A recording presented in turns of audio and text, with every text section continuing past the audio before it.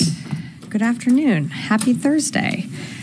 All right, just a few things at the top, and then happy to take your questions. Secretary Austin returned yesterday from a busy week of travel. A summary of highlights includes productive working meetings with his NATO counterparts in Brussels and a first-ever G7 defense ministerial in Naples. A historic visit to Kyiv in which the Secretary underscored the United States' unwavering commitment to supporting the Ukrainian people in their fight for freedom, and a papal engagement at the Vatican in Rome in which the Secretary and His Holiness Pope Francis discussed shared concerns over global security challenges and the importance of promoting peace and stability in conflict-affected regions. Turning to the Middle East, yesterday Secretary Austin spoke by phone to Minister Gallant to discuss Israel's operations in Lebanon and the humanitarian situation in Gaza. Secretary Austin expressed his condolences for the IDF brigade commander killed in the northern Gaza Strip over the weekend and welcomed the movement of humanitarian assistance through the Erez crossing. He urged that Israel take all necessary steps to address the dire humanitarian situation in Gaza and to work to seize opportunities for the release of hostages and a ceasefire presented by the death of Sinwar. The Secretary also expressed his deep concern over reports of strikes against the Lebanese armed forces and emphasized the importance of taking all necessary measures to ensure the safety and security of the Lebanese armed forces and UNIFIL forces. And earlier today, U.S. forces participated in an Iraqi-led operation against ISIS fighters in the Anbar province in Iraq. Our assessment of the operation: no U.S. personnel injured in the operation. We'll have more info to share soon. Additionally, I have an update on the 2 service members wounded in a partnered raid with Iraqi security forces on October 22nd. Earlier this week, the ISF, enabled by personnel from CJTF OIR, conducted strikes and follow-on raids on multiple ISIS locations in central Iraq, targeting several senior ISIS leaders and killing at least 7 ISIS operatives. During the operation, 2 U.S. military personnel were wounded by an explosion while assisting Iraqi forces with site exploitation. While both service members sustained serious injuries, they are in stable condition and are currently en route to Walter Reed Medical Center for follow-on care. Additionally, we recently learned a 3rd service member is being assessed for potential TBI. And as you know, TBI numbers can fluctuate over time. All are in stable condition and receiving the care that they need. We will provide more information about the outcome of the raids and the status of these service members as it becomes available. And finally, today, President Biden issued the first ever National Security Memorandum on Artificial Intelligence. The department strongly supports the leadership of the President and the Vice President to prioritize the adoption of artificial intelligence in national security. The department worked with the NSC and our interagency partners to align on the scope of work outlined in the NSM and to begin preparations on implementing the guidance directed to the DoD. To keep pace with the rapid maturity of this technology, we intend to leverage existing efforts like Replicator and our experimentation efforts like the Global Information Dominance Experiment and the Rapid Defense Experimentation Reserve. The Chief Digital and AI Office is working closely with industry, the AI Safety Institute of the Department of Commerce, and the military departments to accelerate ethical and responsible use of AI. To support international partnership and building off of the political declaration on responsible military use of AI and autonomy, next week, the department is hosting a 3-day Responsible AI in Defense Forum with 16 nations in the AI Partnership for Defense, NATO partners, and key partners in the industry. And with that, I'd be happy to take your questions. Lita. Thanks, Sabrina. 2 things. One, just on this latest Iraq operation, U.S. forces were with, again, Iraqi forces. Was this a similar raid to what happened the other day? Is it that type of thing? And do you have any details on ISIS killed or anything like that? So still waiting for a final assessment of the raid. Similar in that this raid was like the one on October 22nd and going after ISIS fighters in Iraq. This was an Iraqi-led operation, so U.S. forces participated, but it was an Iraqi-led operation. Hopefully we'll have more to share soon. But as I mentioned, I'm not, to my knowledge, no U.S. personnel injured. And then secondly, on North Korean forces in Russia, do you have any updates on whether or not you've seen any movement of North Korean forces out of Vladivostok? Are they moving across Russia? Are they moving into near Ukraine? Anything on that? Sure. I don't have any updates other than what the Secretary spoke to yesterday, that we have seen evidence of DPRK troops that have gone into Russia. I think you heard yesterday it's likely around 3,000. What exactly they're doing has yet to be seen, but it's something that we certainly are going to continue to monitor. Just to emphasize the point that the Secretary made yesterday, this really highlights Russia's desperation. Tin cupping to the DPRK, to Iran, enticing DPRK soldiers, if they were to ever enter the fight. I think that shows that Putin has failed in his strategic objectives on the battlefield, but we're going to keep monitoring, and we'll keep you updated. Right, but the White House made it clear they're training, there's efforts to train them. You, at this point, don't know or have not seen any evidence that they have moved out of the training to other locations? Nothing so far. What exactly they'll be doing from their training in Russia still remains to be seen. Right. Yeah. Natasha. Thanks, Sabrina. So it seems like there's been pretty significant uptick in the number of these raids against ISIS figures, the Iraqi-led raids. And you keep saying that they are Iraqi-led, but service members keep getting injured, and we had heard, that part of the problem is booby traps, but that usually affects kind of the first person through the door. So if these are Iraqi-led, why do these U.S. service members keep getting injured? And can you explain, I guess, in more detail what their actual role is in these raids? For some of the raids, I'd have to get you more information. I'd refer you to CENTCOM and exactly for each raid what U.S. personnel are assisting with, as each raid is slightly different. In terms of injuries, these are still, even though they're Iraqi-led, they are still U.S. personnel that are putting themselves, in an area where there's dangerous activity. Certainly with the raid that happened earlier this week, we saw 2 service members experience serious injuries, but thankfully they're in stable condition. I think we'll have more to share on each raid. I know Central Command is working to get you more information, so I just don't have more on the one that was also conducted earlier today. Okay, and then on Gaza, Secretary Austin spoke with Gallant yesterday. Obviously, there was a 30-day deadline that was given to see whether more aid was going to go into northern Gaza. Has there been progress made on that front? Well, as you heard me mention in the topper, we have seen more aid move through the Erez crossing. It's not enough. I think what the Secretary has said also echoes what Secretary Blinken said in the region. The humanitarian situation is dire in Gaza, and particularly in northern Gaza, we do need to see more humanitarian aid getting in.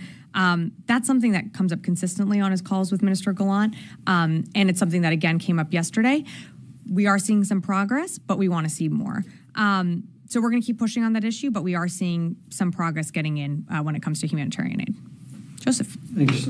Also on the Secretary's call yesterday with Gallant, you mentioned that he expressed deep concern about the targeting of UNIFIL troops and Lebanese soldiers. Less than 24 hours later, another 3 Lebanese soldiers were killed this morning in an Israeli attack. It's not the first time the Secretary has brought it up. So, and these are troops that are backed and an institution that's funded in large part by the U.S.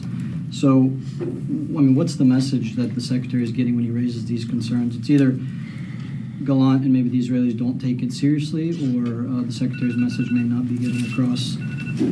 So what's your response? Without going into too many more details of the call, and without speaking for Minister Gallant, I think they certainly hear our concerns and they understand them. They understand the need to, conduct operations that take into account whether it be Lebanese armed forces or UNIFIL operating in that area. They do need to ensure the safety and security of Lebanese armed forces and UNIFIL forces, and that's something that has been reiterated. They do understand that, and we're going to keep making it clear and keep pressing for details when we need more information. But I just don't have more to provide from the conversation. Quick, sure. Two more. One, have you guys seen any indications, because you've the U.S. has helped Israel with certain ISR. Have you seen any indications that there's Iranian personnel inside of Lebanon operating? I don't have anything to provide on that. And final point, some reports indicate that Israel may have delayed its response, or this, what everybody's expecting is a response to Iran because of the leak.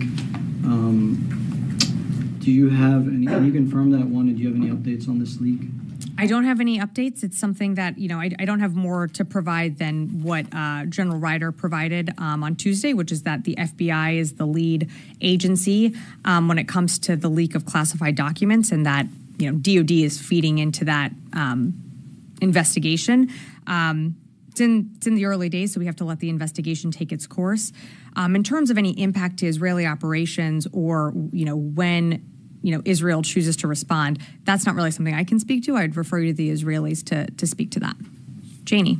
Thank you, Sabrina. On North Korea, excuse me, Secretary Austin said he had confirmed the evidence of North Korean troops in Russia. However, he said he could not yet confirm the role of the North Korean troops, right? But last month, North Korea shipped 20,000 boxes of war supplies and stockpiles to Russia in advance. Ultimately, it is clear that the North Korean military will play a role in intervening in Russia's war in Ukraine by sending troops. How do you assess this? Yes, Janie, there's a clear relationship and a clear link between the DPRK and Russia. And we've seen that over the course of the war and as it's developed.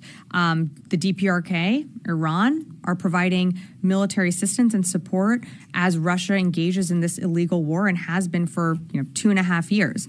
I think what's really important here, and to take a step back, is Vladimir Putin has become so desperate that he is now willing and soliciting, potentially support from the DPRK to put their personnel on the battlefield. We're talking about, over 500,000 casualties that, Russia has experienced on the battlefield. So if the DPRK soldiers enter into combat, they would be co-belligerents, and that is a very serious issue. But it's not it's something that we're, aware of this relationship. We're going to continue to monitor. I think, again, the important point here is that it really highlights Putin's desperation because he has really failed to meet his strategic objectives on the battlefield. When North Korean Kim Jong-un inspected the ICBM unit and ordered nuclear readiness, can you predict that North Korea and Russia are likely to use nuclear weapons at a critical time? I don't have anything on what you're referring to, if you're referring to any testing, but, we've seen that saber rattling, dangerous rhetoric coming out of Russia. It's something that we certainly take seriously, but nothing's changed in terms of our nuclear posture. What's up? Thank you. I have several on Ukraine, and then we'll be on the AI. Sure. So North Korean troops, if they are used in a fight against Ukraine, would that prompt a stronger response from the United States, like increased military aid packages or maybe lifting restrictions on longer-range weapons or something else? Well, what I would say is, without getting into the hypotheticals, in terms of increased assistance, just within the last week, we've rolled out nearly $800 million in aid and presidential drawdown packages to Ukraine. That is significant, and that's just within the last week. The commitment to Ukraine hasn't changed. Our policy on long-range strikes and being able to use something like ATACMS has not changed. I think you've seen time and again this administration's commitment to Ukraine for as long as it takes. But it's not just us, it's allies and partners. And one of the things that was discussed at, the NATO Defense Ministerial, at the inaugural G7 Ministerial, there is wide support for Ukraine within the international community, not just within Europe. So it's not just the United States supporting Ukraine, it is a global effort. But again, just can't get get down into the road of hypotheticals. We saw House Intelligence Committee Chairman Mike Turner. He yesterday said that if North Korean troops do attack Ukraine, the U.S. should take direct military action against them. Is this something that might be possible? Look, I'm, again, just not going to get into hypotheticals. Right now, what we are doing as the Department of Defense is supporting Ukraine with its military objectives, which is helping with security assistance. The Secretary had the opportunity to travel to Kyiv. He met with President Zelensky. His counterpart, Minister Umerov, was given presentations by other parts of the Ukrainian military to understand how their, military objectives on the battlefield fit with their strategic objectives and their long-term goals. Again, I can't go down the road of hypotheticals because right now, what exactly DPRK troops are doing in Russia still remains to be seen. But I think, again, it highlights that Putin has really failed to meet his strategic objectives. Sure. AI. Could you tell more about how the Pentagon is going to implement the president's memorandum to adopt the AI technology? Where is AI going to be adopted? How soon? So everything will be done through the CDAO. Again, the NSM was just rolled out today, so there'll be more to come. And as I mentioned in the top, we are having a summit. I believe it's in the first part of next week, so there'll be more to share after that. Noah. Given that Secretary Austin has spoken to his Russian counterpart directly in the past, I'm wondering if the presence of North Korean troops there now as a new development is something he could raise in a direct call. If there was a direct call to read out, I would certainly do that. But right now, I don't have any calls to read out. I think we have made our concerns publicly pretty well known about this latest development, but I just don't have anything more to share on that. Could you characterize the state of communication between defense talks with U.S. and Russia right now? I don't have anything to read out other than that last call that took place. I'm sorry, I don't remember the exact date, but I think it was over the summer. Another quick one. The DIA put out a report yesterday on nuclear issues, specifically assessing adversaries like Russia and China. It listed motives for China's nuclear buildup that haven't necessarily been talked about before, at least in such a report. Among them are putting more capabilities behind long-held strategic concepts, and another is parity with the U.S. in terms of its nuclear buildup. Is that reflecting increased clarity for the U.S. on something that they traditionally struggle to get the Chinese to talk about publicly? Yeah, Noah, I don't have more to share on the report. I think I'd let the report's findings speak to itself, but just don't have more to add from here. Yeah, in the back. Thank you, Sabrina. As you mentioned a while ago, that the aid is still not enough that's going into Gaza. So that does not mean the Israeli didn't yet meet the 30 days letter that's being sent by the Secretary Austin and Secretary Blinken, and the clock is ticking for the 30 days. So are you considering for something like hold some munitions to Israel? What you are planning if the Israel will not meet this letter? Well, what I mentioned in the top was that we are seeing more aid come through the Erez crossing, and that is a good sign, and we want to see more. It's not enough. More needs to be done, and we know that the situation, particularly in the north, is getting worse. But we have seen some more aid get in. Again, not going to speak to the letter, but I can tell you that this is an issue that the Secretary has raised with Mr. Gallant, and of course you saw Secretary Blinken in the region directly raising it as well. I have another one, please. Sure. Today there is Secretary Blinken already announced that U.S. and Israel negotiators are set to travel to Doha in the coming days to attempt to reach a ceasefire and hostage deal in Gaza. I know the DOD, they are not involved directly in this negotiation, but this time, how much do you have confidence maybe will be like some progress will happen in Doha? We have listened from the White House. This is a good chance for that to have some progress in this negotiation. What about the DOD? Yeah, no, thanks for the question. Look, I think you've seen a commitment from this administration to continue to engage parties to come to the table to reach a ceasefire. As you just mentioned before, the humanitarian situation is dire. So we know that a ceasefire would be the best way to get, whether it be food, water, humanitarian needs in, as well as medical treatment into Gaza.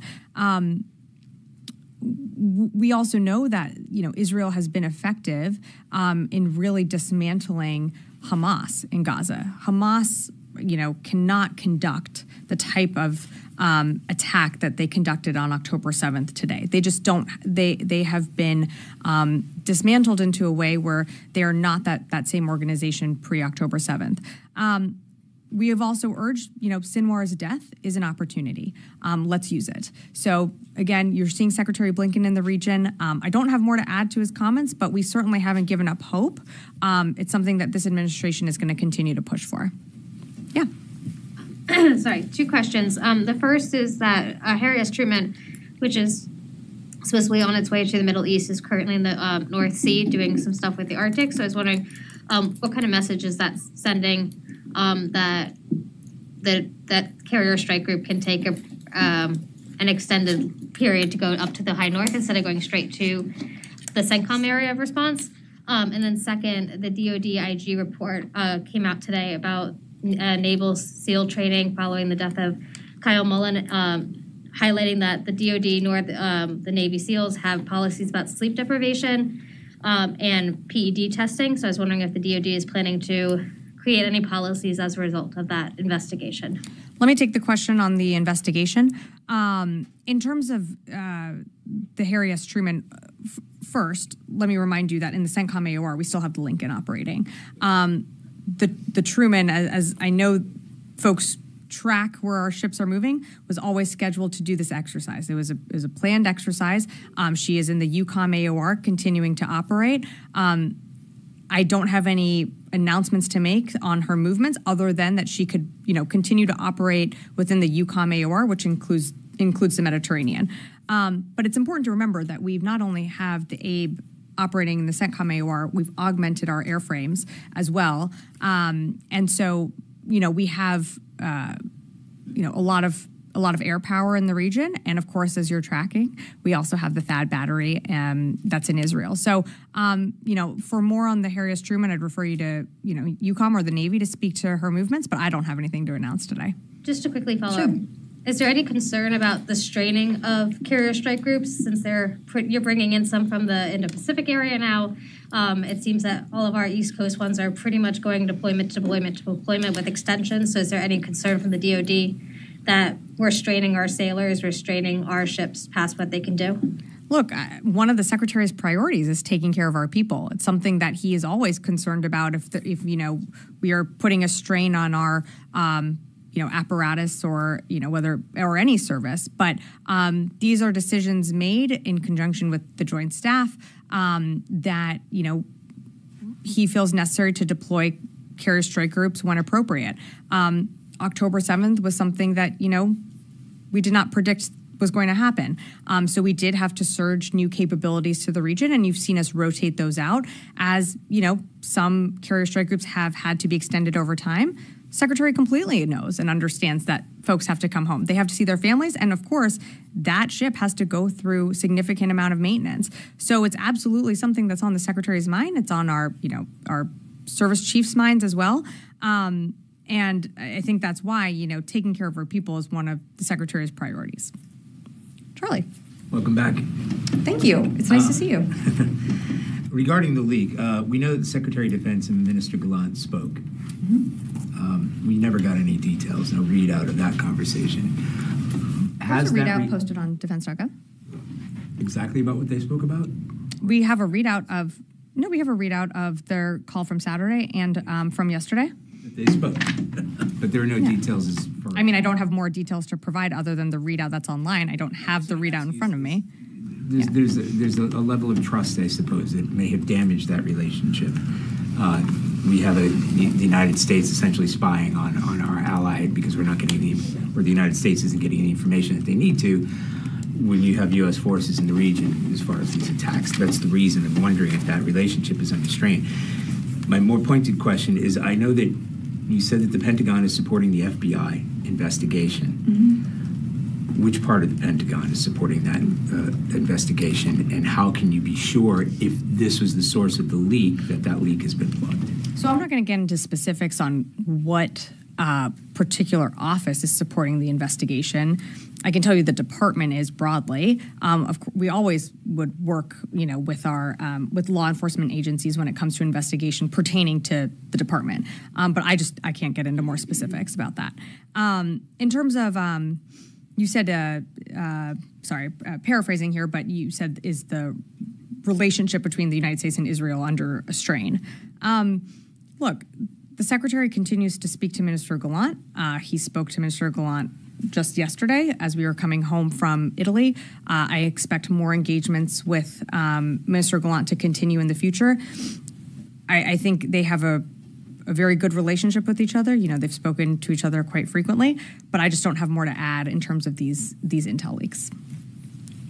Yes. Tom Savelli, military.com. Hi. Can the Pentagon provide any update on hurricane response? Active duty soldiers were called up for recovery. Are they still assisting at this point? And is there any further analysis of damage to DoD installations from those storms? Thanks for the question. I don't have more to provide than what General Ryder provided on Tuesday, which is that the active duty that we're assisting North Carolina, particularly around Hurricane Helene, their mission is ending and will be back, I think, tomorrow. So, during that time, they delivered his incredible amount of life-saving aid to folks that needed it most in the North Carolina communities. Again, this is a FEMA-led effort, but, of course, we were happy to plug in where we could and provide the resources that we did, but their mission is coming to a close. And one more question. Presidential election right around the corner. Is DoD preparing in any specific ways, whether that's for potential public demonstrations, National Guard response to polling locations, or is U.S. Cyber Command, monitoring election interference, anything of that? I don't have anything to provide right now in terms of any requests for assistance. In terms of Cyber Command and monitoring elections, I think we always monitor for misinformation, and unfortunately, we continue to see misinformation in the social media spaces continue to push false narratives. And so that's something that we always monitor and have called attention to, whether it be from this podium or others in the administration. But I just don't have more to add. Yes. Thank you, Sabrina. So as you point out, within a week, this is the second joint operation against ISIS in Iraq. In Syria, there have been the same operations. Does it mean that ISIS is reviving and regrouping? Again, ISIS is not what it was from 10 years ago. I think we continue to see ISIS operate within Iraq and Syria, and their footprint has spread to other parts of the world. I don't think that demonstrates necessarily, about their resurgence in Iraq or Syria, but it represents that they still remain a threat, which is why we do these partnered raids with the Iraqi security forces. Secondly, a quick question. How do you look at the Turkish operations in the north of Syria? Since yesterday, there have been dozens of security forces killed and civilians. Well, I think, as you saw in Turkey, what looks like to be a terrorist attack. And of course, on behalf of the department, we express our condolences to the victims and those that were also injured and, their families. But they have a right to hold those people accountable that conducted that attack. Yeah, right here. Yeah, thank you so much. Regarding the leaks, so General Ryder the other day stated that Aryan Tabai is not a subject of any investigation regarding the leaks. Do you confirm that she is still working as a chief of staff for Christopher May? So I'm just going to say that there are some names floating around, and neither official is a subject of interest, and the department remains fully committed to supporting the investigation. I'm just not going to go into specifics on personnel and where they're working. I'm going to leave it there. You got another? So do you deny that do you confirm whatever the General Ryder said the other day, that she is not particular, because her name is out there? She has been named, so... Yeah, and I think it's really dangerous when a investigation is just a few days in to be putting names out there. Again, as General Ryder said, and I will say again, neither of the officials whose names are circulating are the subject of interest in this investigation, and we are committed to working with the FBI on this. Just to make it clear, and I don't think I can make it more clear.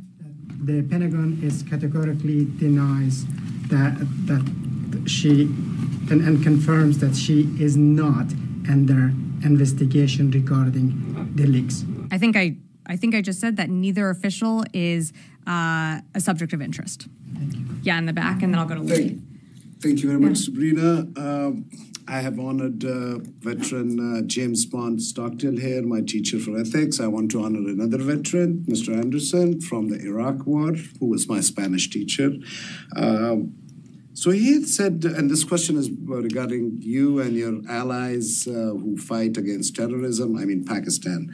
So Mr. Anderson had taught me that dígame a quiénes es tu amigos y yo dijaré quién es usted. That tell me who your friends are and I'll tell you who you are. Yesterday we had second anniversary of a journalist who was killed in Pakistan 2 years ago.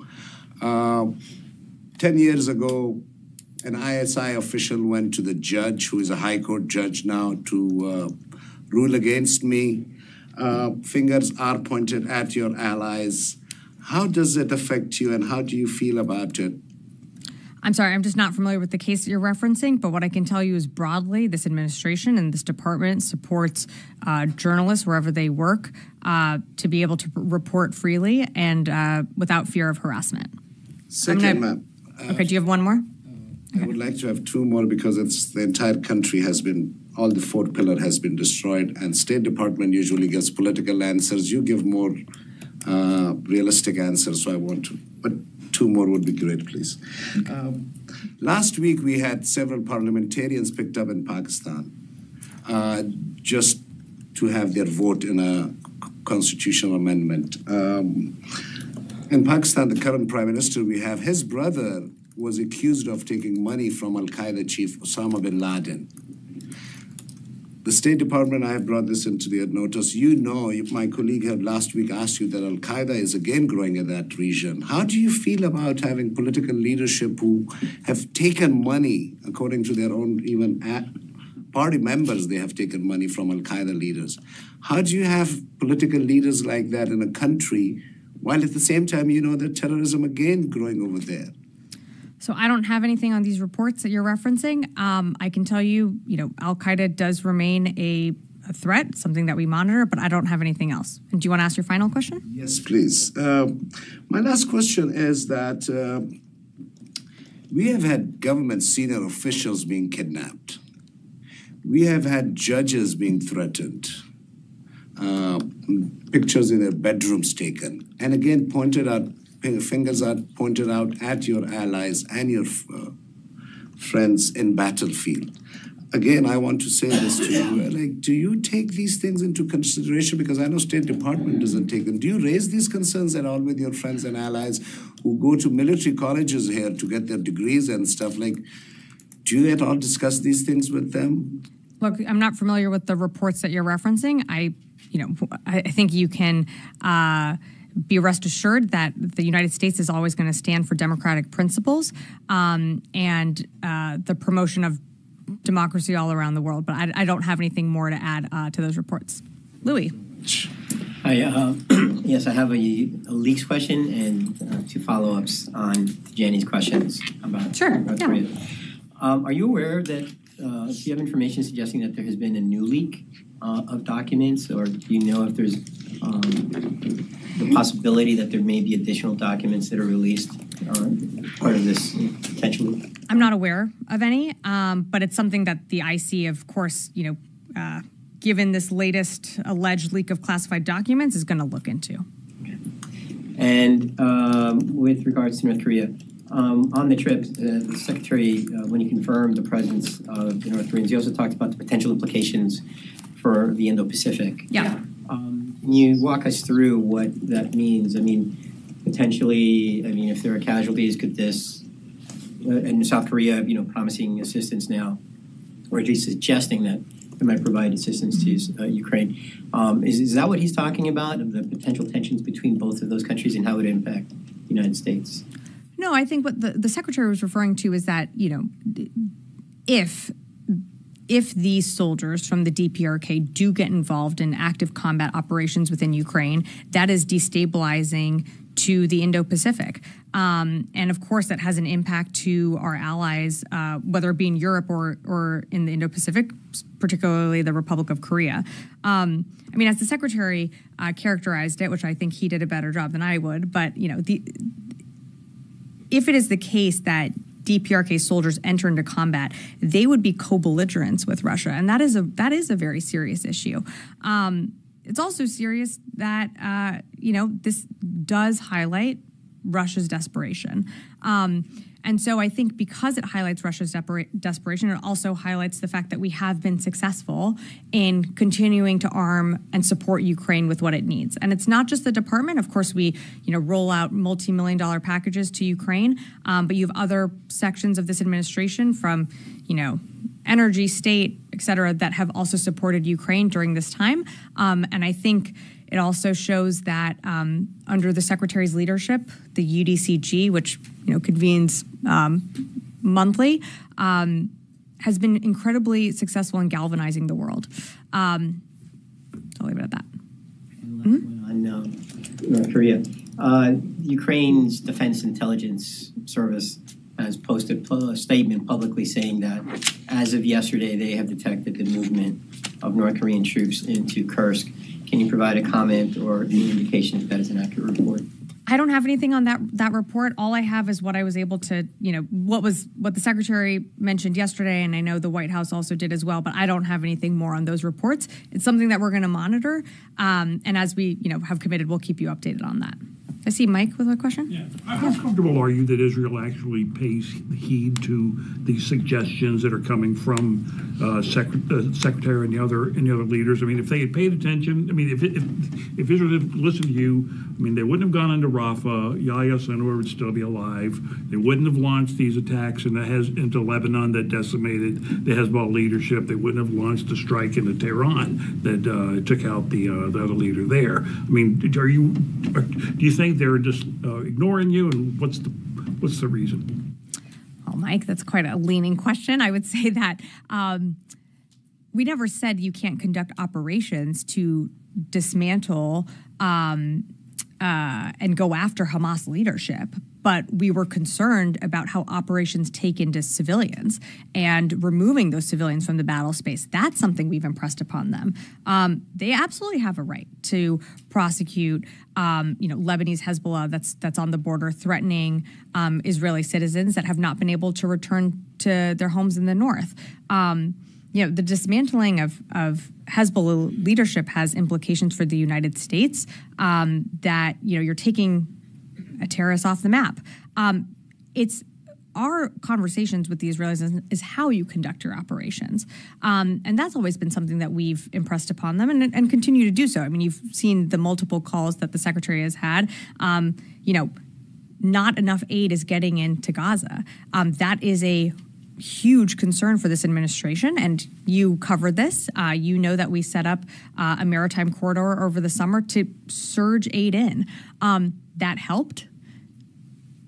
But we know the land crossings are the best way for aid to get in, and you can do that. You can get humanitarian aid in to those who need it most while conducting operations, and that's something that we've impressed upon them from the beginning.